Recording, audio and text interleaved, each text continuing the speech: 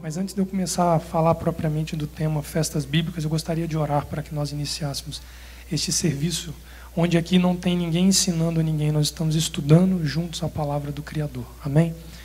Eterno Elohim de Abraão, de Isaac e de Jacó, em nome do teu Filho, Yeshua HaMashiach, nós nos apresentamos nesta tarde de Shabat, num dia criado para o homem descansar e olhar para as Escrituras e contemplar que tu és o Deus que é sobre todas as coisas, não há outro, indivisível.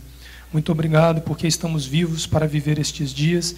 O dom da vida se encontra em nós, o teu sopro se mantém, mas nós não o temos por merecimento próprio, é por misericórdia, amor e compaixão da tua parte conosco. Por isso, toma este lugar, toma as pessoas, cada um de nós aqui, que os nossos corações e ouvidos sejam circuncidados diante da tua presença para ouvir a tua palavra, para aprendermos juntos contigo através do teu Ruach, do teu Espírito, para que nós possamos ter do céu a porção para este Shabat. A tua palavra diz que o homem nada tem se do céu não lhe for dado, por isso eu lhe peço que nos dê do pão da vida, faz descer sobre nós aquele alimento do qual o homem prova e ele nunca mais terá fome. É o que eu te clamo em nome de Yeshua, Messias. Amém. A pergunta que o Moura me fez, para que trouxesse como tema, para nós conversarmos um pouco, foi: as festas bíblicas podem aproximar o homem de Deus?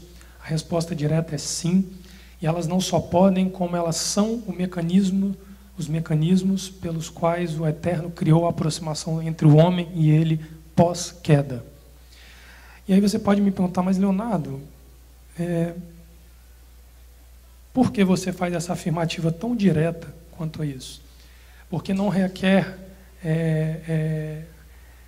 de nós sabermos muito mais do que cada festa ela aponta para o Messias de Israel.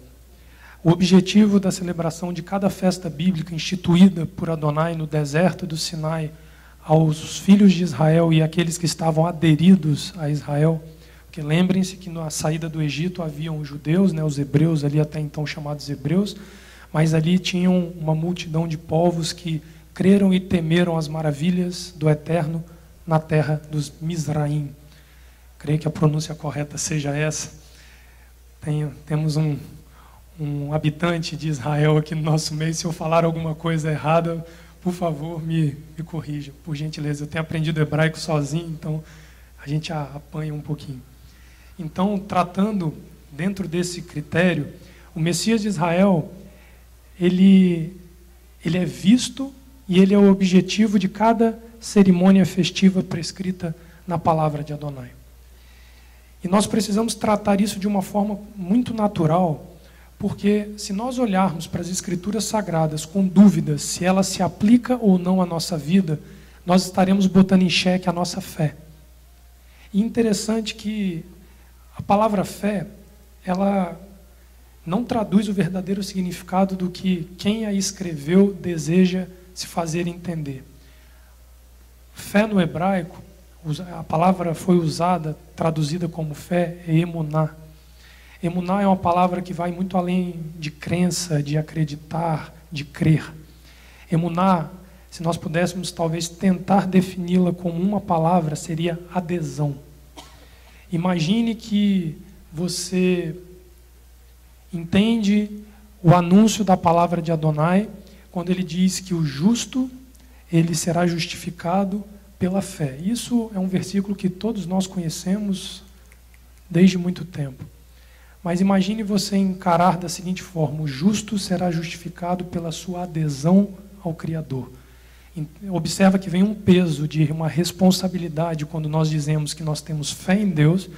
Aqui no Brasil, então, se nós perguntarmos para cada 10 brasileiros, 11 dizem que tem fé em Deus, né? Tem fé para jogar na Mega Sena, tem fé para estreitar-se com outros deuses que não o Deus de Abraão, de Isaac e de Jacó, tem fé no time que ele torce e por aí vai. Mas a adesão a um Criador, ao dono da vida, que faz viver e que faz morrer, é um grupo bem mais restrito de pessoas que se enquadram naqueles que têm emuná. E interessante que, quando nós olhamos para isso, nós entendemos e cremos que as escrituras de Gênesis e Apocalipse, elas são inspiradas pelo Criador. Se elas são inspiradas pelo Criador, eles são os desejos e as prescrições do Criador para a criatura. Então, a primeira pergunta que nós temos que fazer é a seguinte: se ele criou as festas objetivando o Messias, para que nós pudéssemos nos encontrar com o Criador, é porque o homem já se encontrava afastado do Criador. Observe esse detalhe. Mas existe uma festa que ela é a exceção dessa colocação que eu acabei de fazer. Se nós observarmos o livro de Levítico, no capítulo 23, eu queria convidar os irmãos para abrir a palavra lá. Deixa eu só me mapear no horário aqui para eu me localizar. Levítico, no capítulo 23, aqui existe uma descrição da Torá dada a Moisés e aos filhos de Israel e ao povo ali no Monte Sinai, que ele fala dessas festividades explicadas de maneira bem pautada. E o capítulo 23, verso 1 diz assim: disse o Eterno a Moisés: fala aos filhos de Israel e dize-lhes: as festas do Eterno que proclamareis como santas convocações são estas. E aí ele vem narrando a primeira delas: 6 dias trabalhareis, mas o 7º dia será o sábado do descanso, dia de santa convocação. Nenhuma obra fareis, é o sábado do Eterno em todas as vossas casas. O verso 4: estas são as festas do Eterno, as santas convocações que proclamareis no seu tempo determinado. E aqui ele vai começar a discorrer sobre Páscoa, sobre a festa das primícias, Pentecostes. Ele vai tratar do dia do Yom Kippur, do dia das trombetas, que se celebra junto o Rosh Hashanah, que é o Ano Novo Judaico. Nós vamos passar uma por uma até a festa dos tabernáculos. Existe uma sequência de festas com datas determinadas, períodos e formas de se celebrar bem determinados. E aí, a pergunta que nós temos que fazer é: já que o Criador criou estas festas para aproximar o homem, nós precisamos entender, em primeiro lugar, por que é que o homem precisa das festas. Alguma coisa o homem fez de errado para que ele precisasse de um mecanismo que o trouxesse de volta ao Criador. E isso tudo conflui na pessoa do Messias de Israel, Yeshua HaMashiach, que dará ao homem novamente o contato direto com o Criador. E aí, quando nós vemos isso, nós somos obrigados a voltar em Gênesis no capítulo 1. Gênesis no capítulo 1, ele narra de maneira muito clara a relação primitiva entre homem e Criador. E uma coisa que me chama a atenção é que, durante todo o período que nós lemos o livro de Gênesis, especialmente o início da criação, nós vemos a narrativa de um encontro do homem com o Criador pré-determinado, bem estabelecido, onde o Criador ele se revelava ao homem numa hora marcada e num determinado momento de um dia. Vamos observar o capítulo 3. Vamos olhar aqui a partir do verso 7. Aqui é a narrativa da queda do homem. O homem aqui, ele lança a mão daquilo que não lhe era de direito e ele tem o seu primeiro confronto com Adonai nesse sentido. Verso 7. Então foram abertos os olhos de ambos e conheceram que estavam nus. Coseram, pois, folhas de figueira e cingiram-se. Olha o verso 8. Então, ouvindo a voz do eterno Elohim, que passeava no jardim pela viração do dia, esconderam-se o homem e a mulher da presença do eterno Elohim, entre as árvores dos jardins. E chamou o eterno Elohim ao homem e lhe perguntou: onde estás? Os comentaristas, eles ensinam e eles falam que não foi à toa que ele determinou para o homem um horário para contemplar o homem. Quando nós olhamos aqui, ele diz: então, passando, ouviram a voz do eterno Elohim que passeava no jardim pela viração do dia, ao pôr do sol. Todos os dias, ao pôr do sol, Adonai descia para contemplar a criação e falar com a criação. Neste momento, nós conseguimos compreender que aqui já havia um encontro diário pré-estabelecido entre o homem e o Criador. E este encontro, ele começa a ser limitado pelo Criador a partir do momento que ele lança sobre o homem a maldição de ser um herdeiro do pecado, e este homem ele é excluído do jardim onde ele tinha liberdade de se relacionar com o Criador. E aí, quando nós olhamos a prescrição da qual o Eterno ele determina ao homem que cai, nós vamos ver que o homem ele perde, entre outras coisas, o direito de comer e se alimentar livremente dentro do jardim.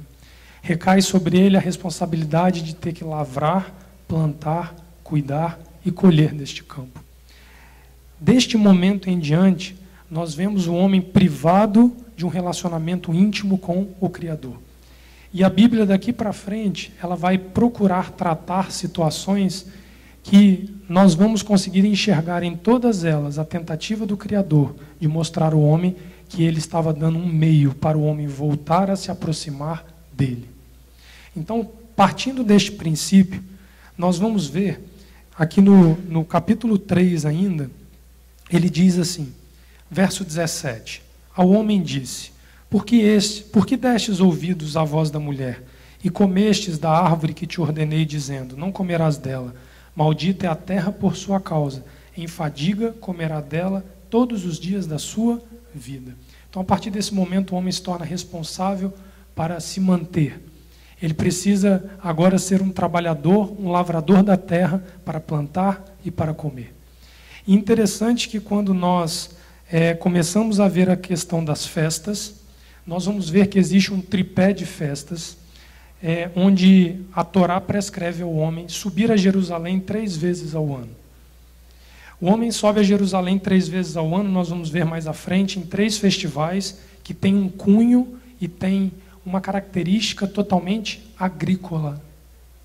Observem que a relação da festa ter um cunho agrícola fala diretamente do ato de Adonai ter dado ao homem a necessidade de plantar e colher. Da mesma forma que o homem precisaria plantar para colher e comer, ele precisaria trabalhar para voltar a ter um relacionamento com o seu Criador. Só que o homem por si só, ele não teria esta capacidade, porque mesmo assim ele dependeria do Criador para que isso fosse pleno. E aí nós vamos entender mais à frente o porquê eu afirmei, porque todas as festas elas apontam para o Messias de Israel.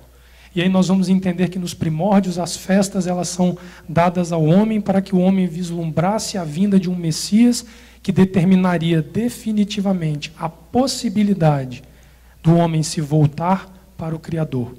Por que eu disse possibilidade? Porque ele cria condicionantes, ele cria regulamentos para que o homem pudesse se aproximar do Criador através do Messias.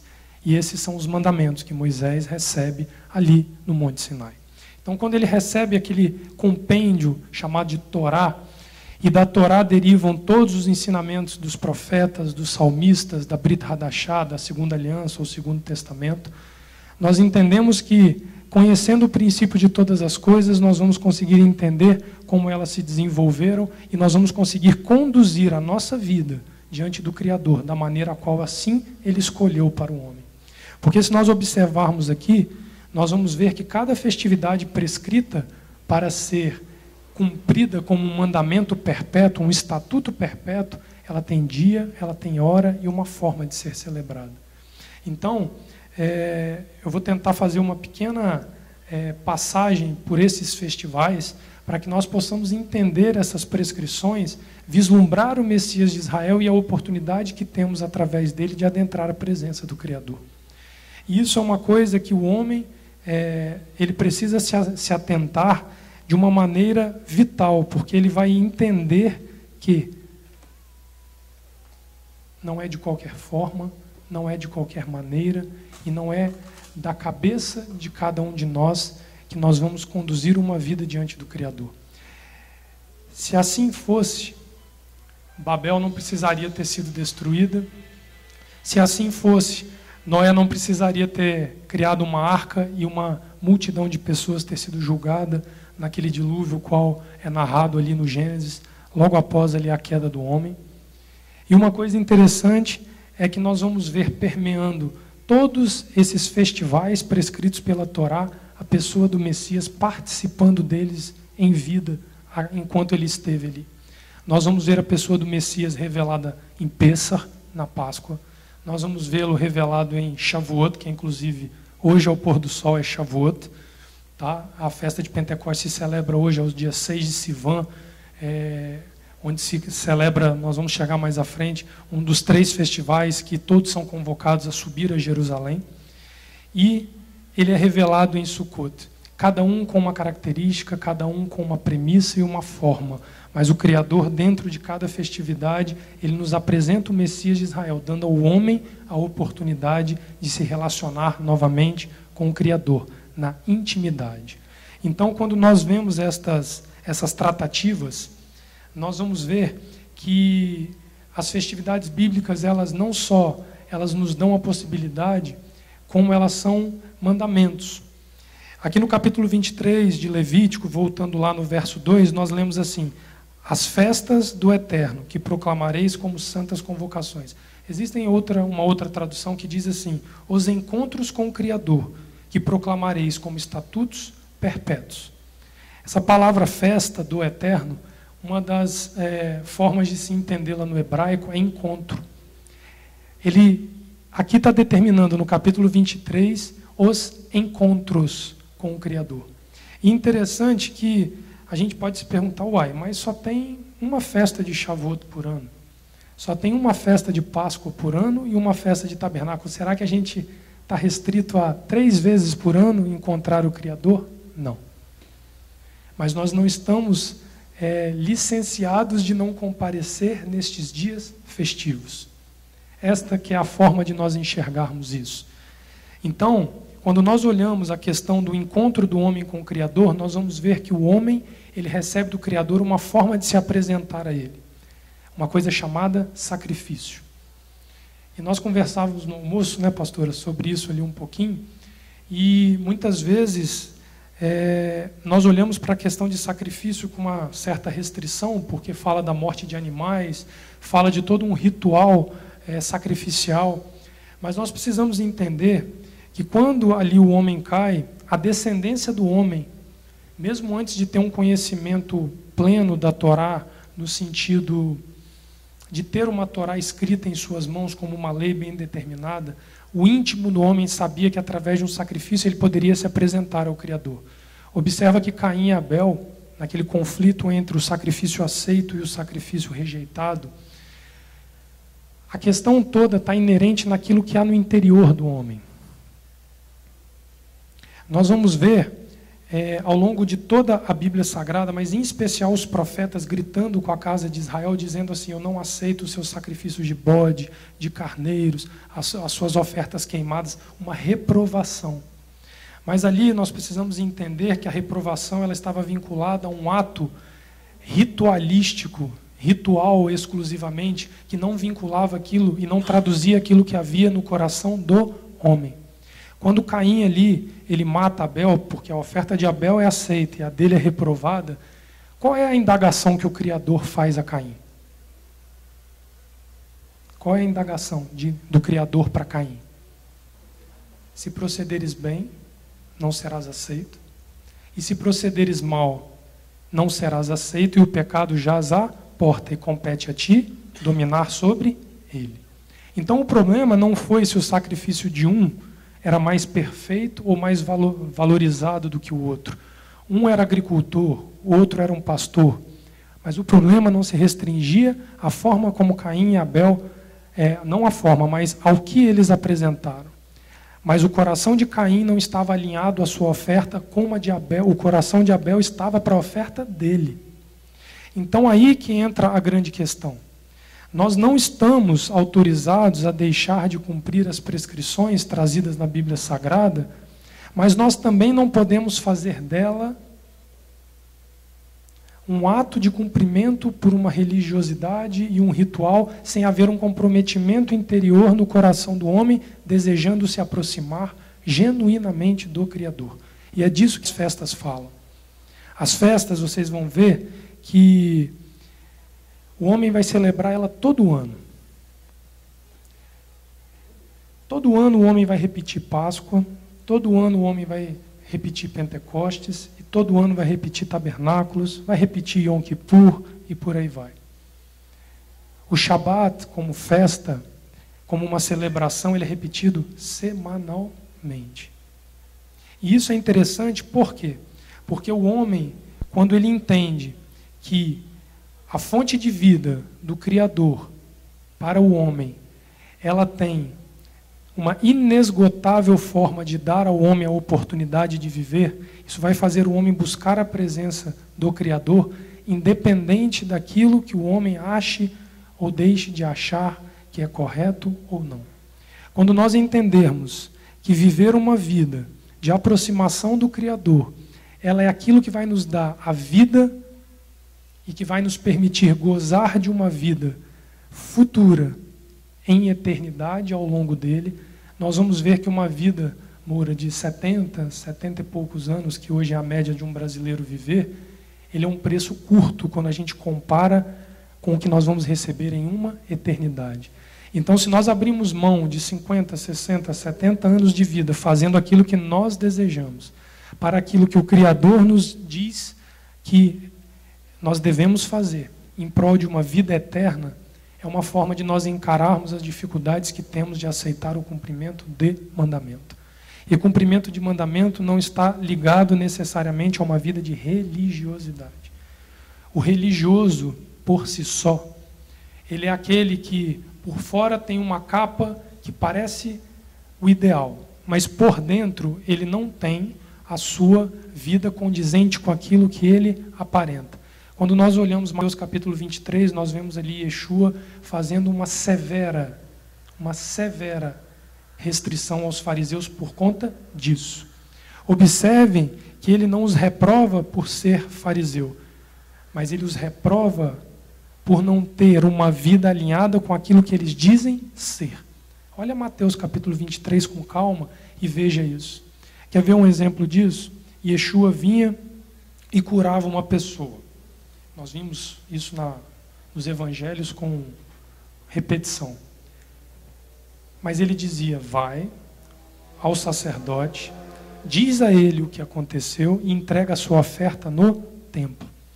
Ele mostra ao homem que ele é o caminho, a verdade e a vida, através dele a cura, através dele a salvação, mas ele não isenta o homem de cumprir o seu papel como um fiel cumpridor de mandamento.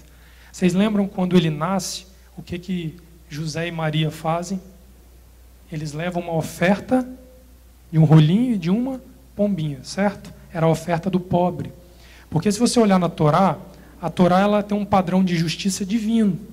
Então, César, se você tinha dinheiro para dar uma novilha, a Torá vai te cobrar, fazer uma oferta condizente ao que você pode dar. Ao que não tem, ele não vai cobrar na mesma medida, ele vai te cobrar uma rolinha e um pombinho. Então, quando nós olhamos esses padrões de sacrifícios, de normas, e aí vem aquele nome pesado na nossa orelha, isso é lei. Não. Torá significa ensino. Tudo aquilo que o Segundo Testamento traduziu por lei, na verdade foi escrito como ensino do Criador para a criatura. Então, quando nós olhamos esses compêndios da Torá, se nós vivermos ela na literalidade apenas, nós estamos nos desviando para um lado. Se nós olhamos para ela e ignoramos ela totalmente, nós estamos nos desviando para o outro lado. O caminho é muito tênue. Yeshua andava num caminho tênue. Quer ver um exemplo disso? Lembra quando ele é questionado sobre aquela mulher pega em adultério, que eles vão e colocam ela diante do Messias para fazer ele julgar aquela situação. Vocês lembram qual foi a atitude de Yeshua ali quando ele vai julgar aquela mulher? Ele deixa de julgar aquela mulher? Vocês lembram que ele está abaixado, riscando o chão? Mas qual que é a resposta dele para a mulher? Onde estão os teus acusadores? Interessante que onde estão os teus acusadores, a pergunta de Yeshua é assim, onde estão os que adulteraram com você. E ali, quando Yeshua ele faz essa pergunta, ele simplesmente está querendo saber com quem ela adulterou, porque a Torá ela prevê uma punição para o adúltero e para a adúltera. Ele não está ali dizendo que Moisés ali ficou para trás, por exemplo. Porque um dos grandes questionamentos que muitas vezes nós sofremos é o seguinte: Moisés ficou para trás, as festas ficaram para trás juntas. O próprio Yeshua disse que nem um J, nem um Tio, né? No hebraico seria o Yud e os Nekudotes, não é isso? O Marcelo teve aqui antes. Os Nekudotes são aqueles pontinhos que fazem som de vogal no hebraico, que fica embaixo da letra. E o Yud é a menor no tamanho, né? Porque o significado do Yud é uma coisa maravilhosa. Ele ali está dizendo, quem tirar um Nekudot ou um Yud da minha palavra. Então ali, as festas bíblicas elas devem ser encaradas da mesma forma. O homem, quando ele se depara com isso, ele vai ter um confronto com ele mesmo. As festas bíblicas elas também servem para confrontar o homem com ele mesmo. E aí, quando nós pegamos aqui todo o compêndio de festas, nós vamos ver que existe um ciclo que coordena essas festas. E esses ciclos, se nós olharmos, eles são ciclos, como eu falei, com data determinada, mas que eles têm uma característica muito interessante. Eles vêm vinculados a um ensino. Se nós formos falar de Pessa, por exemplo, que é Páscoa, só a Haggadah de Pessa, que é a história de Pessa contada na noite da Páscoa, que é um mandamento prescrito aqui em Êxodo capítulo 12, ali quando ele narra comer ervas amargas, pão sem fermento e etc., a gente pode passar uma noite e a gente não para de falar de Pessa. Mas Pessa vai falar do cordeiro. Pessa vai falar daquele animal que o povo hebreu usou para sangrar e passar no umbral da porta, todo mundo conhece essa história, e o anjo da morte que vinha matar os primogênitos, ele poupa os filhos de Israel e os filhos daqueles que aderiram à ordem do Elohim de Israel. Não foi isso que Páscoa nos narra? Ora, a pessoa do Messias, ele vem a ser sacrificado na mesma Páscoa. Hoje vocês viram o Marcelo ensinando sobre as 4 taças de Páscoa dentro do hebraico. Aquilo ali faz parte da liturgia de contar a história da Páscoa para que as gerações pequenas possam crescer conhecendo o que é Páscoa. A Páscoa não é o coelhinho, a Páscoa não é o chocolate. A Páscoa ela não tem fundamentos os quais Elohim não determinou. Aí você começa a pensar, uai, então por que eu estou celebrando a Páscoa com coelho e com chocolate? Na Bíblia Sagrada nós não vamos ver referência disso, nem no Primeiro, nem no Segundo Testamento. Novo ou Velho, Primeira, Segunda Aliança, tanto faz. Nós vamos ver ali uma Bíblia falando de comer ervas amargas, pão sem fermento, vamos falar de um cordeiro pascal que poupa a vida daquele que debaixo do seu sangue se submete. Como não enxergar Yeshua dentro disso? Agora, como nós enxergamos Yeshua no coelhinho da Páscoa e no chocolate? Nós não conseguimos isso. Porque não foi assim que foi determinado pelos céus para o homem. E quando nós vamos ver Shavuot, a festa de Pentecostes, que em Atos no capítulo 1 e 2 narra como a descida do Espírito Santo, sim, é a descida do Ruach de Elohim, o sopro de Elohim. Mas vocês já observaram que ali tem uma particularidade? Os judeus que ali estavam, junto com toda aquela multidão, eles estavam celebrando a festa de Pentecostes. Não é isso que a Bíblia Sagrada fala para nós? Qual é a prescrição da festa de Pentecostes? A festa de Pentecostes é uma festa que se celebra no 50º dia após a festa de Páscoa. Então você sai de um festival, conta 49 dias em uma cerimônia chamada Sefirat HaOmer, que você tem um vaso desse aqui com o trigo, ou com cevada, ou com centeio dentro da sua casa, e você começa a ir tirando um por um até contar 49 dias. No 50º dia, a seguir, você celebra Shavuot. Então eles estavam em Jerusalém aguardando a contagem terminar. Vocês concordam comigo?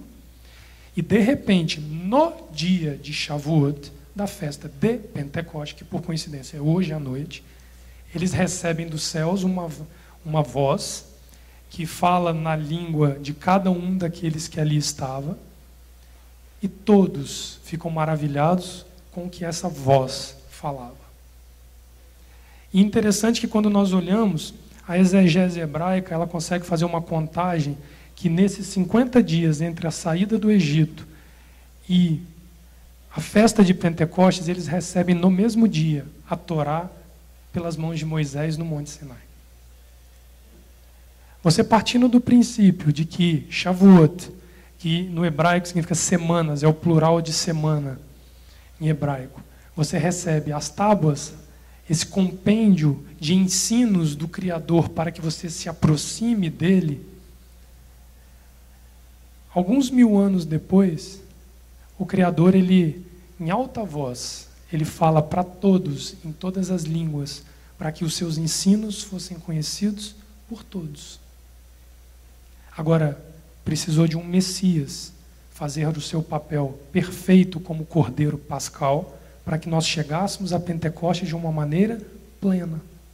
Então nós vamos vendo a pessoa do Messias ser colocada como papel fundamental em todas as festividades.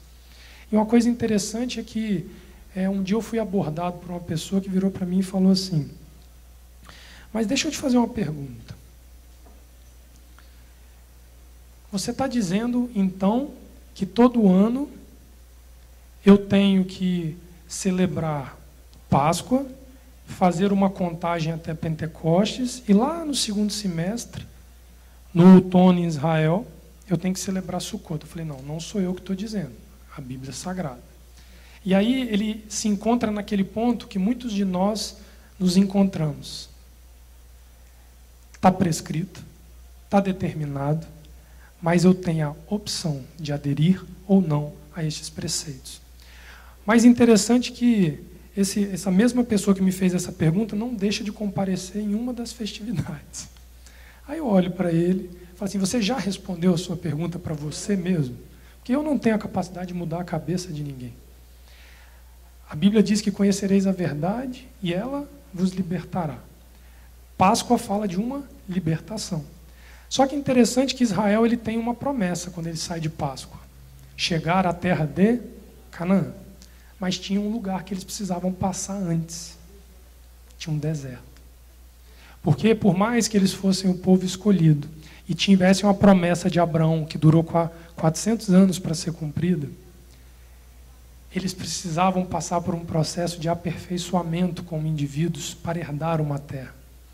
Porque senão fica parecendo aquela coisa fácil. Um dia preso, outro dia eu sou livre para fazer o que eu bem entendo. Israel não recebeu esse convite.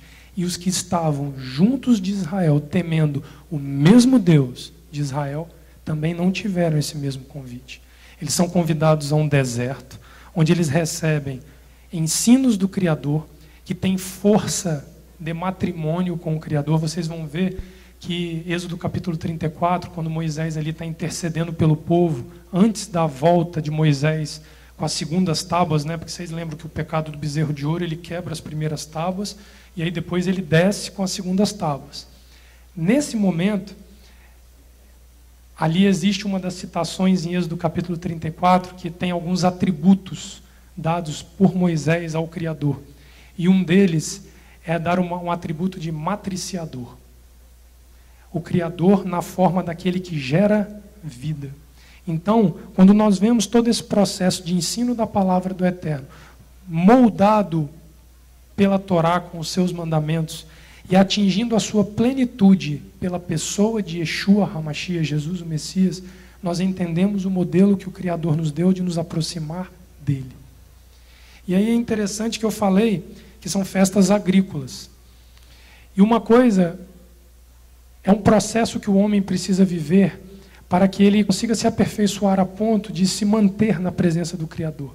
Porque muitos consideram que o mais difícil é você chegar à presença do Criador.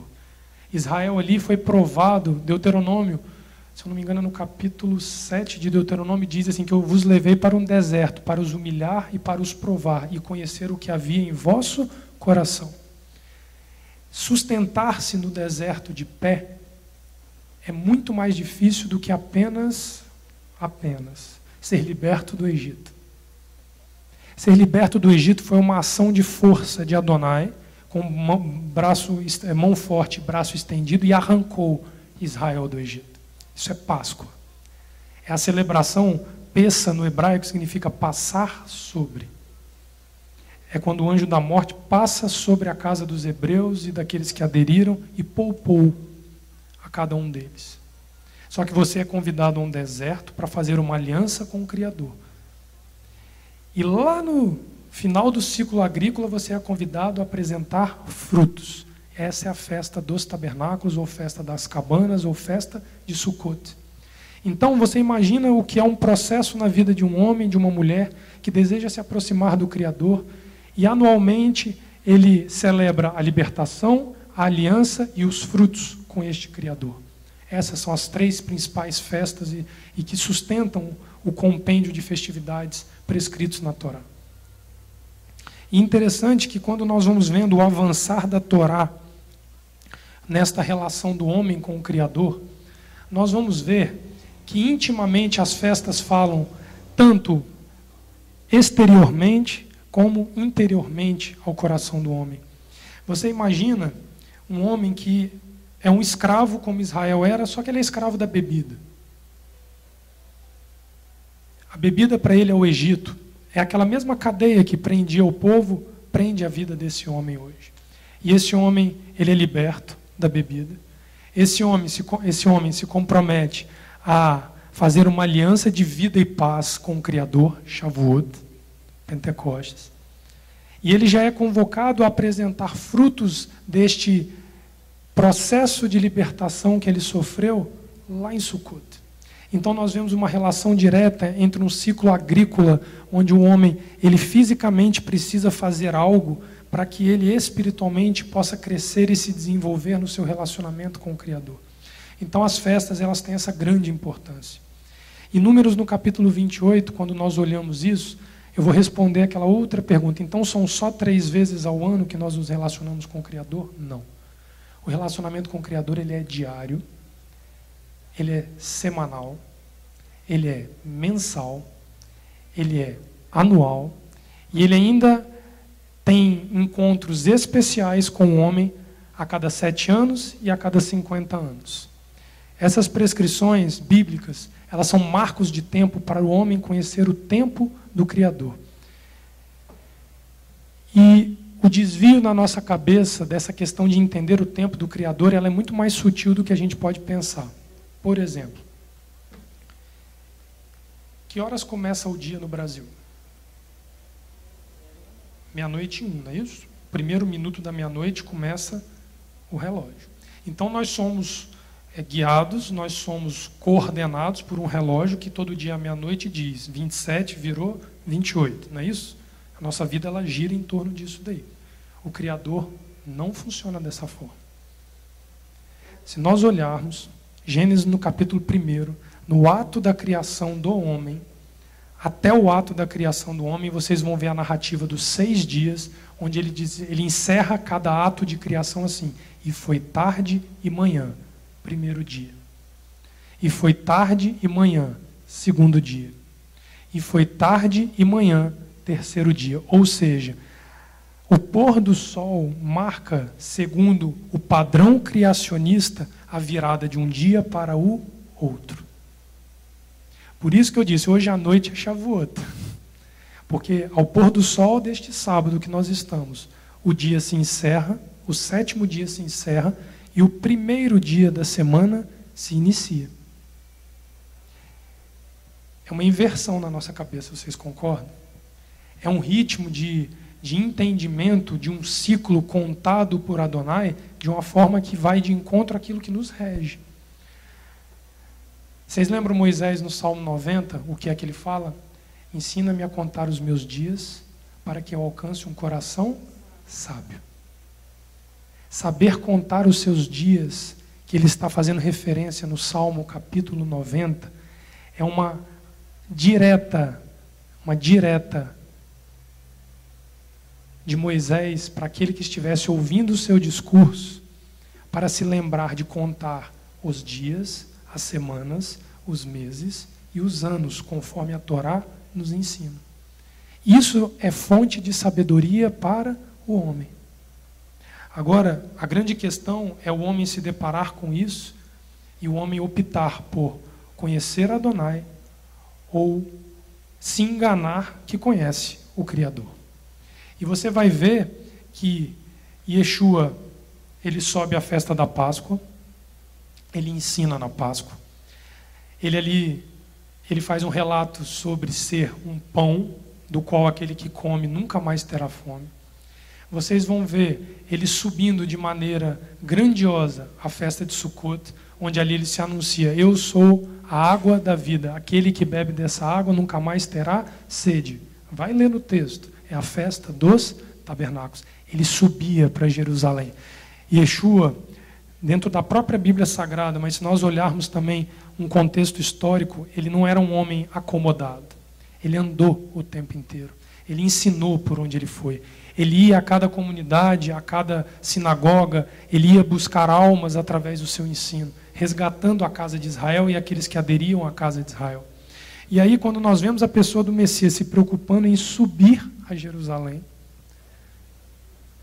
você veja que ele, mesmo com um tempo curto, né, porque o ministério dele durou 3 anos, você imagina o que era andar Moura, igual você falou, né? Aquele deserto gelado no inverno, aquele calor escaldante no verão. Você viu as distâncias, não são tão perto assim para um homem a pé montado num jumento talvez fazer esses trajetos. Mas ele não deixou de subir a Jerusalém nos grandes festivais.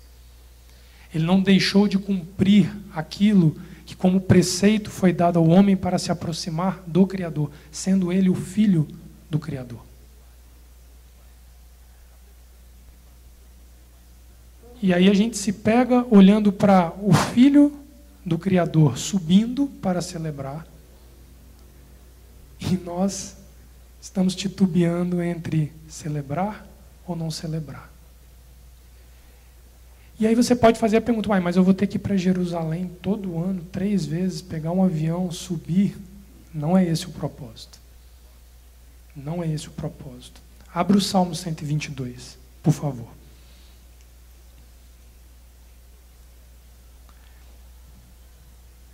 O Salmo 122, ele diz assim: alegrei-me quando me disseram, vamos à casa do Eterno. Os nossos pés estão dentro das tuas portas, ó Jerusalém. Jerusalém está edificada como uma cidade compacta, para onde sobem as tribos do Eterno, como estatuto de Israel, para darem graças ao nome do Eterno. Pois ali estão os tronos do juízo, os tronos da casa de Davi. Orai pela paz de Jerusalém. Prosperem aqueles que te amam. Haja paz dentro de teus muros e prosperidade dentro dos teus palácios. Por causa dos meus irmãos e amigos direi, haja paz em ti. Por causa da casa do Eterno, nosso Elohim, buscarei o teu bem.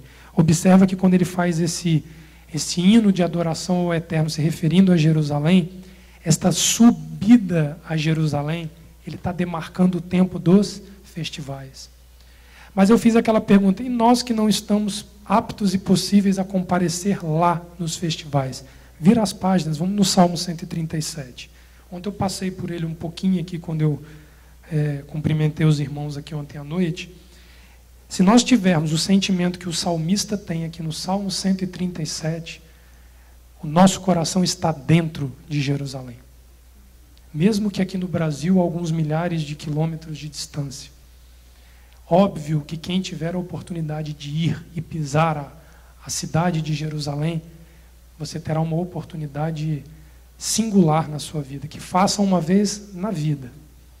Eu tenho uma senhora que está conosco na congregação há 25 anos, e ela já está com seus 66. Os pés dela já mais calejados, difíceis de andar. Aí ela falou assim: meu filho, eu estou me programando. E ela, muito simples, ela está juntando o dinheirinho dela para que ela suba a Jerusalém uma vez ao longo da vida dela. Só subir a Jerusalém sem o seu coração estar em Jerusalém também não faz sentido. Porque o coração destes homens aqui no Salmo 137 é exatamente essa questão. O coração deles estava lá, quando o corpo deles estava privado. Os pés estavam privados de pisar em Jerusalém. Lembra que nós lemos aqui, os nossos pés estão dentro das tuas portas. Ali ele está fisicamente dentro de Jerusalém. Mas este homem aqui, o coração dele está dentro de Jerusalém. Observa o que diz o salmista. E olha que o título, talvez a Bíblia de vocês também esteja igual, está escrito assim, o Cântico do Exilado. Aí a pergunta que nós nos fazemos é, somos exilados ou não da presença de Adonai? Fomos ou não, como herança adâmica, separados da íntima presença do Criador? Aí observa o que ele diz.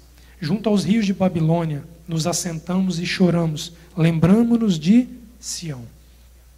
Nos salgueiros que há no meio dela, penduramos as nossas harpas, pois aqueles que nos levavam cativos pediam canções, e os que nos atormentavam que nos alegrássemos, dizendo, cantai-nos um dos cânticos de Sião.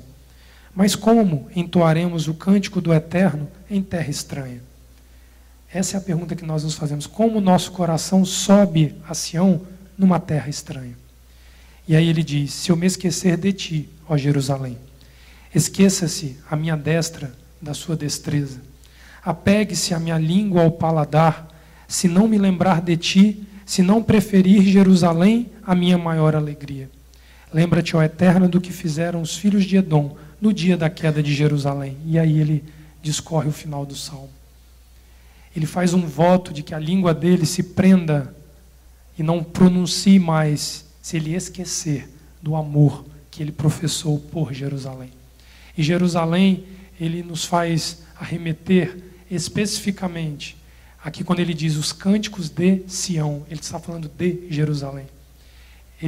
Alguns comentaristas chegam a defender que ele está falando do Monte Sião, onde foi construído o templo e a casa do Criador. Para onde o Messias de Israel profeticamente retornará e ali estabelecerá o seu reinado. É para lá que o nosso coração e a nossa consciência precisa subir nesses encontros com o Criador. Porque Adonai não seria justo se o rico pudesse pegar o avião e ir e o pobre não pudesse fazer isso. E Deus é justo com todos.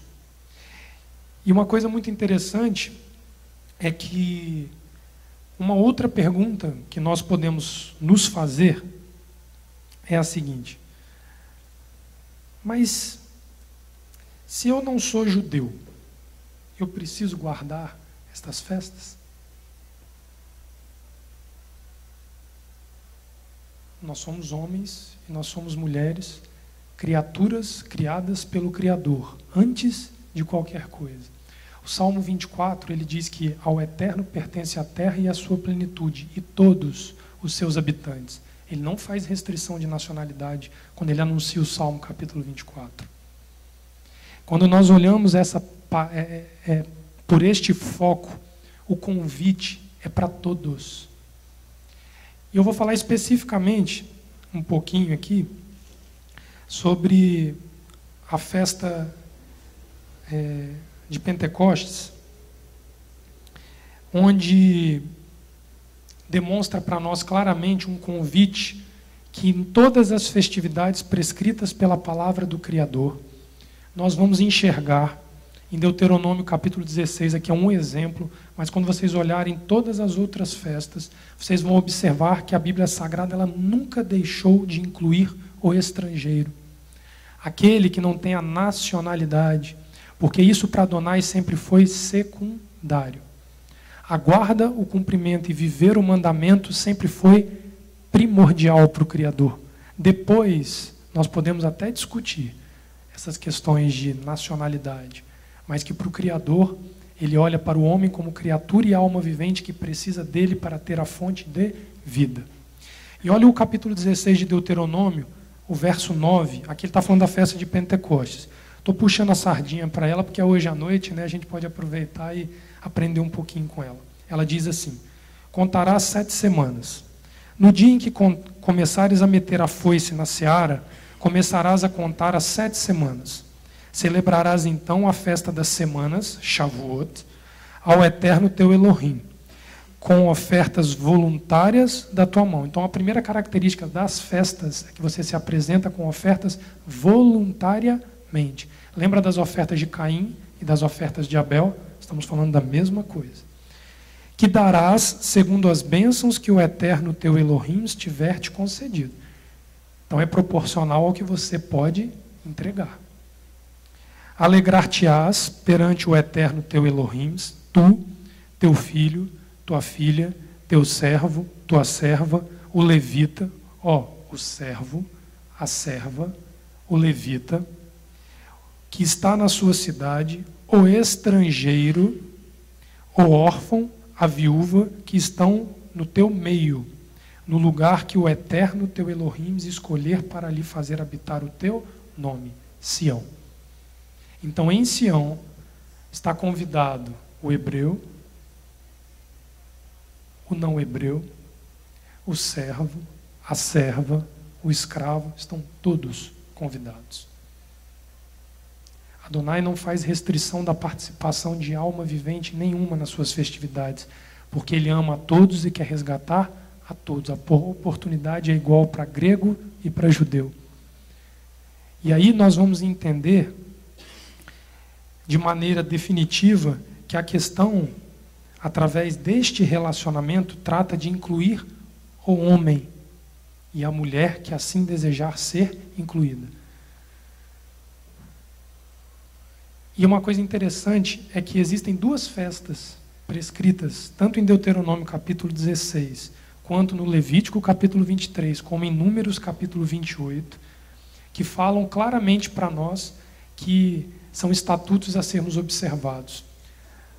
Alguém pode me dizer quais são os 10 mandamentos? Que hoje à noite é a festa de celebrar os 10 mandamentos de Adonai, né? As tábuas entregues ali, as 10 palavras, como assim preferir. Qual é o primeiro dos mandamentos?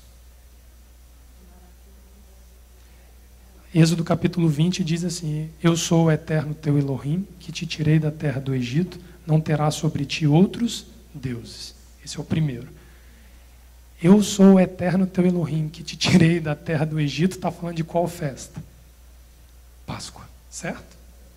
Então nós temos Páscoa encabeçando o primeiro mandamento dos 10 mandamentos. Segundo mandamento: não farás para ti imagem de escultura, nem nada semelhante, não te prostrarás diante dela, não adorarás outros deuses senão a mim, certo? Segundo mandamento. Terceiro mandamento: não profanarás o nome do teu Elohim em vão. Ok. Quarto mandamento. Está com a cola aqui em cima, pelo que eu estou vendo. Estou vendo um monte de olho aqui, não está não? Eu achei que estava aqui, porque eu estou vendo um monte de gente olhando para cima. Qual é o quarto mandamento? Qual é o quarto mandamento? Lembra-te do dia do Shabat. Lembra do dia do sábado. Se nós observarmos o capítulo de Deuteronômio, no capítulo onde ele narra a questão do Shabat, do sábado, que é uma das festas ali que nós lemos em Levítico capítulo 23, ele já vai dizer: guarda o dia do sábado. Lembra e guarda. Lembra e guarda. Guarda e lembra. Só que continua lendo, pastora, por gentileza, o mandamento do sábado. Fala aqui no microfone. Só a parte do sábado, até honrar pai e mãe. Para não honrar pai e mãe. Tá. Mas o 7º dia é o sábado dedicado ao Senhor, o teu Deus.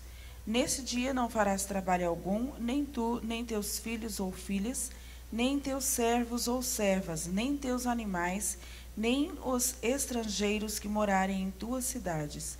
Pois em 6 dias o Senhor fez os céus e a terra, o mar e tudo o que neles existe, mas no 7º dia descansou. Portanto, o Senhor abençoou o 7º dia e o santificou.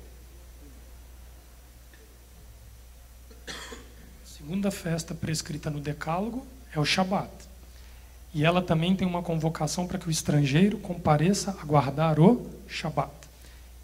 Então nós temos no próprio compêndio dos 10 mandamentos 2 festas onde são todos convidados a participar delas. Então aí está a resposta.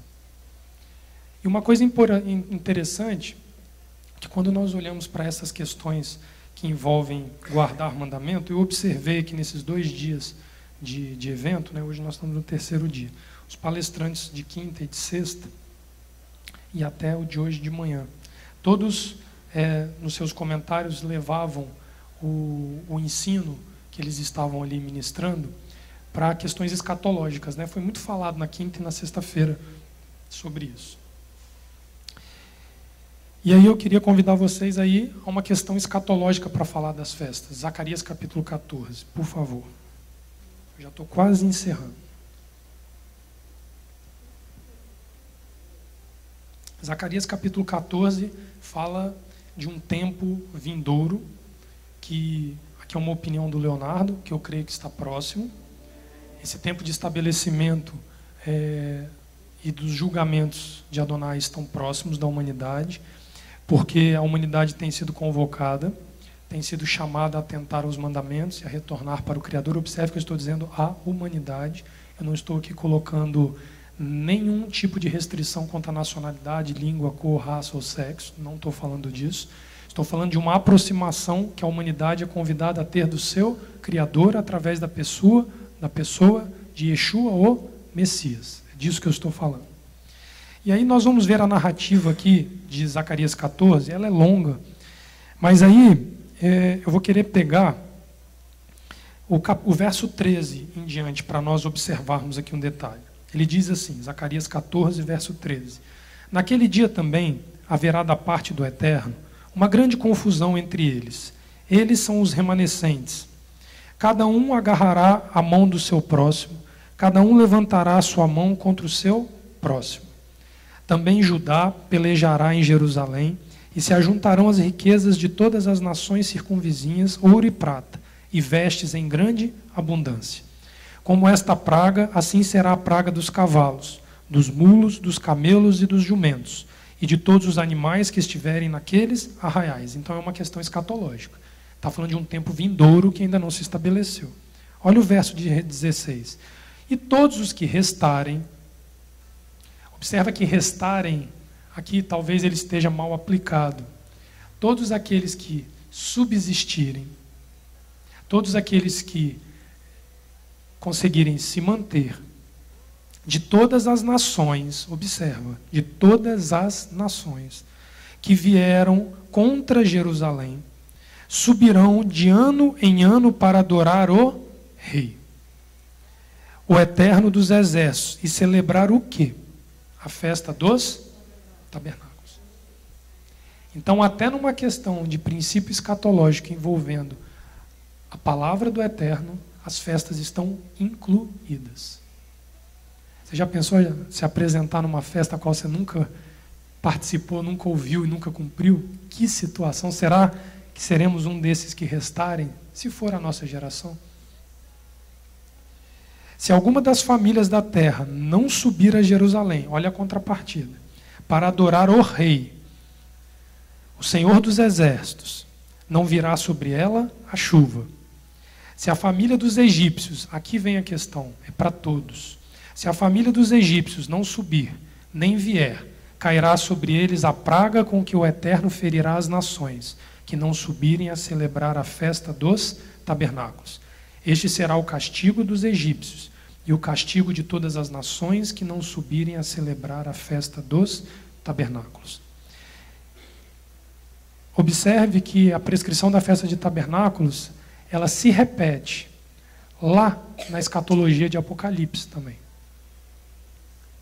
Se nós olharmos com atenção para aquele rio de água que vem do templo, que o capítulo, se eu não me engano, é 22 de Apocalipse, fala sobre ele, vocês vão ver ali características e prescrições próprias da festa de Sukkot. Porque uma das terminologias que pode se usar para a festa dos tabernáculos, Sukkot, é a festa da casa das águas correntes.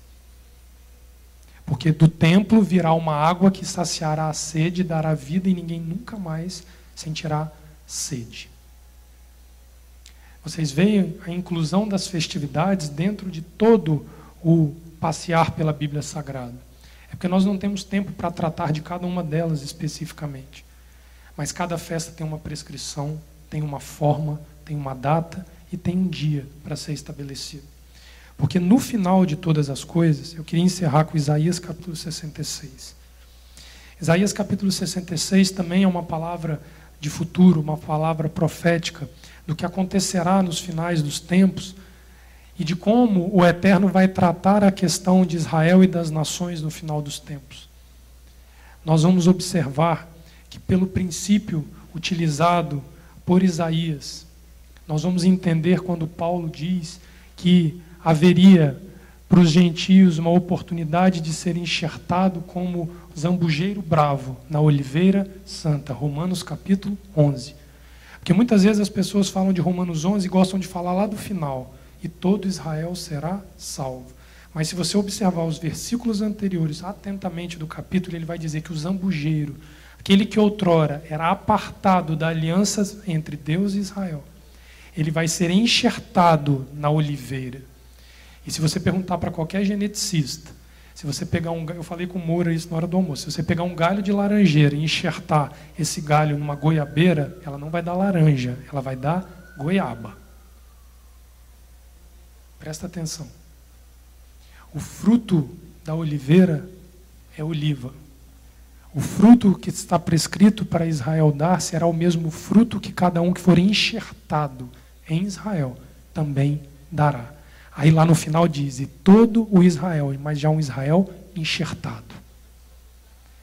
Porque o critério utilizado para definir quem fará parte desta comunidade chamada Israel, a qual será remida pelo Criador, está descrito aqui no capítulo 66 de Isaías.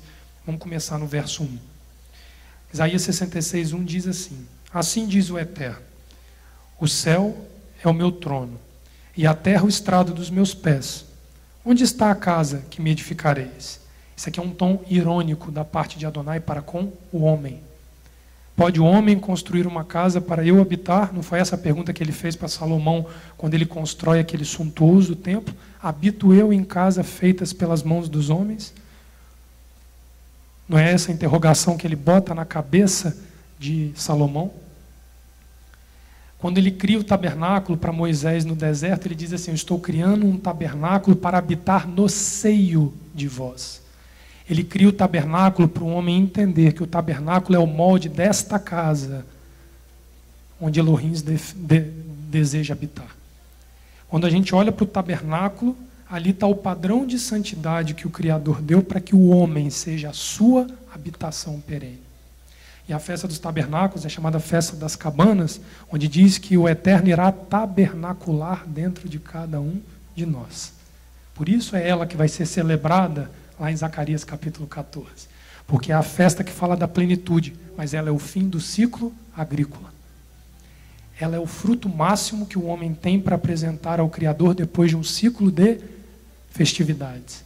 É nessa festa que Zacarias 14 diz que aqueles remidos estarão celebrando quando subirem ao Criador, em Jerusalém. E Isaías continua dizendo assim, onde será o lugar do meu descanso? Não fez a minha mão todas estas coisas, e assim vieram a existir, diz o Eterno. É para este que olharei, presta atenção, aqui ele define o padrão de homem e de mulher que estará presente junto a ele neste dia. Para o humilde e contrito de espírito, e que treme da minha palavra. Ele não diz para o que treme para o Velho Testamento, o que treme para o Novo Testamento, para o A, para o B, ele engloba a palavra. Mas o que sacrifica um boi é como o que mata um homem, e o que sacrifica um cordeiro como o que degola um cão. O que oferece uma oblação é como o que oferece sangue de porco, e o que queima incenso como o que adora um ídolo, porque ele não é humilde e nem contrito e não teme a palavra de Adonai. Estes escolheram os seus próprios caminhos, e a sua alma tem prazer nas suas abominações, de modo que escolherei o infortúnio e farei vir sobre eles os seus temores. Pois quando clamei, ninguém respondeu. Quando falei, não escutaram. Fizeram o que era mal aos meus olhos e escolheram aquilo em que eu não tinha prazer. Ouvi a palavra do Eterno, os que tremeis da sua palavra, os vossos irmãos que vos aborrecem e que para longe vos lançam por amor do meu nome, dizem: o Eterno seja glorificado, para que vejamos a vossa alegria. Contudo, serão envergonhados. Uma voz de grande tumulto virá da cidade. Uma voz do templo, voz do Eterno, que dá o pago aos seus inimigos. Antes que estiveste de parto, deu à luz. Antes que lhe viessem as dores, deu à luz um filho. Quem jamais viu tal coisa? Quem viu coisas semelhantes? Poder-se-ia nascer uma nação num só dia? Nasceria uma nação de uma só vez? Mas Sião mal sentiu as dores de parto e já deu à luz a seus filhos. Abriria eu a madre e não faria nascer, diz o Eterno. Faria nascer e fecharia a madre, diz o teu Elohim. Regozijai-vos com Jerusalém e alegrai-vos por ela. Vós todos os que a amais, enchei-vos de alegria por ela. Todos os que por ela pranteastes. Lembra do Salmo 137? Se eu me esquecer de ti, ó Jerusalém? Que eles ali estavam chorando e clamando por Sião. Pois mamareis e vos fartareis dos peitos das suas consolações. Sugareis e vos deleitareis com abundância e glória. Porque assim diz o Eterno: estenderei sobre ela a paz como um rio, e a glória das nações como um ribeiro que transborda. Então sereis amamentados, sereis carregados ao colo, e sobre os joelhos sereis afagados. Como alguém a quem a sua mãe consola, assim eu vos consolarei. Em Jerusalém vós sereis consolados. Isso vereis, alegrar-se-á o vosso coração, e os vossos ossos reverdecerão como a erva tenra. A mão do Eterno será notória aos seus servos, e ele se indignará contra os seus inimigos. Ele faz brotar uma nação de um dia para o outro, de homens e mulheres contritos, humildes e que tremem da palavra do Eterno. Esse é o padrão. É por isso que Paulo, lá no capítulo 11 de Romanos, ele vai afirmar que aquela questão do judeu estar cego, do gentio, em virtude desta cegueira, ter tido acesso àquela Torá que estava apenas com o povo judeu, e do Messias que também estava restrito ali, a princípio, a eles, nós vamos começar a entender que ali quando ele diz: porque assim vós incitareis os ciúmes neles para que eles despertem. Romanos 11, quando está falando isso, ele está querendo dizer para nós que a partir do momento que cair diante dos nossos olhos esta divisão que existe entre judeus e gentios, a qual Yeshua por si só derrubou, quando ele transformou todos numa só nação e num só povo, fiéis à palavra do Criador. Ezequiel, no capítulo 34, diz que no fim de todas as coisas haverá um só pastor, um só povo, apacentados nos montes de Israel sobre a vara e o cajado deste único pastor. É aí que o despertar para a pessoa do Messias acontecerá, porque este ciúme será incitado quando olhar aqueles que outrora estavam apartados da aliança do Sinai, cumprindo de maneira correta e perfeita aquilo que muitos deles deixaram de fazer. Esse é o motivador do ciúme. Vocês sabem por quê? Porque eu não vou ter ciúme daquilo que não me incomoda. Se eu sou feio, ela é bonita, a beleza dela me incomoda porque eu dou valor à beleza. Como? Amém. Cumprir Torá, cumprir os preceitos da palavra de Adonai através da pessoa do Messias, isso será o fator desencadeador de gerar no judeu a seguinte pergunta: como que um povo que não conhece Torá guarda Torá melhor que eu? E aí vai cair por terra ser ou não judeu, vai cair por terra cristianizar judeu, judaizar cristão, todas essas discussões que hoje a internet, por exemplo, está empolvorosa, porque não se trata disso a palavra de Adonai. A palavra de Adonai, ela trata de uma nação formada por judeus e gentios, dentro dos padrões que Adonai determinou. E esse é o trabalho que cada um de nós, que retorna para o Criador e busca se aproximar das suas escrituras e dos seus ensinos, das suas normas, vai ter a oportunidade, porque ninguém vai precisar convencer ninguém de nada. Se eu não me engano, acho que é o Salmo 72, agora me fugiu a memória, diz que a alma do homem é caríssima e mesmo que nós dessemos todo o dinheiro que nós tivéssemos, nós não conseguiríamos resgatar a vida de alguém. Mas o nosso testemunho, em cima de uma vida pautada nas Escrituras e num padrão de santidade estabelecido lá no Éden, que passa por as orações da manhã e da tarde, as orações do Shabat, as festas da Páscoa, de Pentecostes, de Tabernáculos, todo o cumprimento dos mandamentos com amor ao Criador, esse sim é a linha de corte entre aquele que é considerado um verdadeiro servo daquele que não é um servo. Para encerrar, essa questão de tratar como servo é o princípio do que significa a palavra hebreu. Hebreu vem de uma raiz hebraica, hebri, que significa servir. E aí você vai entender quando Yeshua trata ali com os fariseus, quando ele é questionado, quando ele é perguntado, e dizem para ele assim: qual é o maior dos mandamentos? Ama ao teu Criador acima de todas as coisas e ao teu próximo como a ti mesmo. E aí eu volto para nós fazermos a seguinte pergunta. Ele mudou o decálogo quando ele faz essa pergunta? Quando ele faz essa resposta? Ele mudou as tábuas, porque nós acabamos de ler os 10 mandamentos. As tábuas, não. Quando você olha os primeiros 5 mandamentos dados por Adonai, ele vai tratar de uma relação íntima do homem com aquele que te gera vida. Amarás ao teu Deus sobre todas as coisas. Então, os primeiros 5 mandamentos da Torá, observa, são todos relacionando o homem com aquele que é fonte de vida para o homem. E ali está incluso pai e mãe, o Shabat, o nome do Criador, não ter sobre nós outras imagens de escultura e nenhum outro Deus. O segundo mandamento que Yeshua considera mais importante é: sirva ao teu próximo como a ti mesmo. Quando nós vemos não matarás, não furtarás, não adulterarás, não dirás falso testemunho e não cobiçarás, fala da relação do indivíduo com o seu semelhante. Ele pega o decálogo e ele traduz o decálogo de uma forma simples, para que todo homem, judeu e gentio, tivesse acesso ao entendimento do que ele deu à humanidade. Que assim o Eterno possa muito nos abençoar.